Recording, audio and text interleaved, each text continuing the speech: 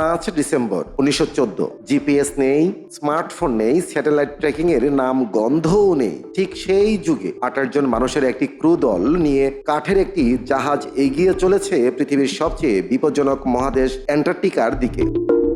কমান্ডারের নাম sir Ernst শেকলটন।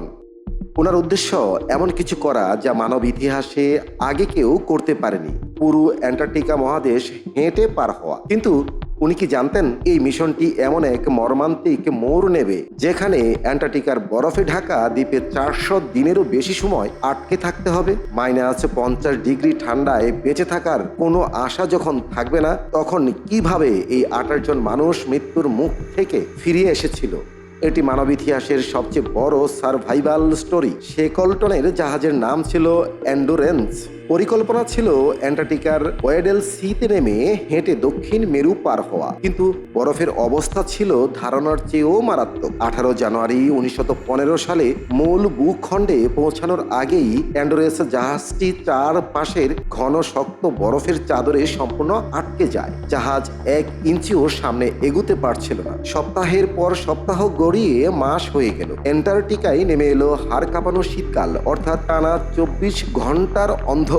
বরফের চাপ এতটাই বেড়ে যায় যে অক্টোবর 1915-তে বরফের ধাক্কায় জাহাজের কাঠ মচ মচ করে ভাঙতে শুরু করলো। জাহাজে পানি ঢুকতে থাকলে শেকলটন আদেশ দেন, সবাই জাহাজ খালি করো। 27 অক্টোবর জাহাজটি চুরমার হয়ে বরফের নিচে তলিয়ে যায়। বাহ্যিক পৃথিবীর সাথে যোগাযোগের কোনো মাধ্যম তখন তাদের কাছে ছিল না। জাহাজ তো ডুবে গেল, কিন্তু আসল পরীক্ষা মাত্র শুরু। শেকলটন ও তার ক্রু সদস্যরা অ্যান্টার্কটিকার ভাসমান বরফের উপর তাঁবু খাটিয়ে থাকতে শুরু করলেন। সঙ্গে মাত্র 1 মাসের খাবার, 3টি ছোট কাঠের লাইফ বোর্ড আর স্লেজ টানার কুকুর। খাবারের হাহাকার মেটাতে বাধ্য হয়ে তারা বনশীল ও পেঙ্গুইন শিকার করে খাওয়া শুরু করলেন। এমনকি পানির জন্য 1 টুকরো বরফ ক্যানে পুড়ে নিজের শরীরের চামড়ার সাথে চেপে রাখতেন, যাতে দেহের উত্তাপে বরফ গলে সামান্য পানি পাওয়া যায়। সবচেয়ে বড় ভয় ছিল যে বরফের টুকরোই তারা ক্যাম্প করেছেন তা যে কোনো মুহূর্তে ফেটে 2 টুকরো হয়ে যেতে পারে। এমন কঠিন পরিস্থিতিতে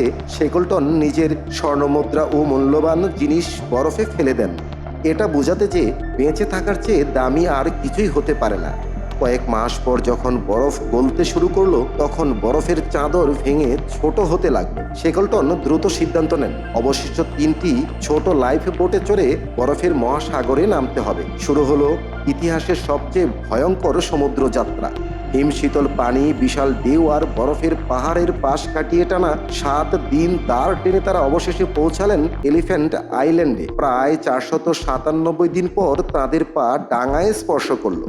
কিন্তু এলিফ্যান্ট আইল্যান্ড ছিল পুরো জনমানবহীন। সেখানে কোনো উদ্ধারকারী জাহাজ আসার সম্ভাবনা ছিল শূন্য। তাই শেকলটন আরও এক অসম সাহসী সিদ্ধান্ত নিলেন। 22 জন মানুষকে দ্বীপে রেখে মাত্র 5 জন সঙ্গীকে নিয়ে 22 ফুটের একটি ছোট খোলা নৌকায় পাড়ি দিলেন বিশ্বসেরা বিপজ্জনক পথ সাউথ জর্জিয়া আইল্যান্ডের উদ্দেশ্যে, যা ছিল প্রায় 1300 কিলোমিটার দূরে। টানা 3 সপ্তাহ জড়ো সমুদ্রে জীবন মৃত্যুর মুখোমুখি হয়ে তারা সাউথ জর্জিয়া দ্বীপে পৌঁছান।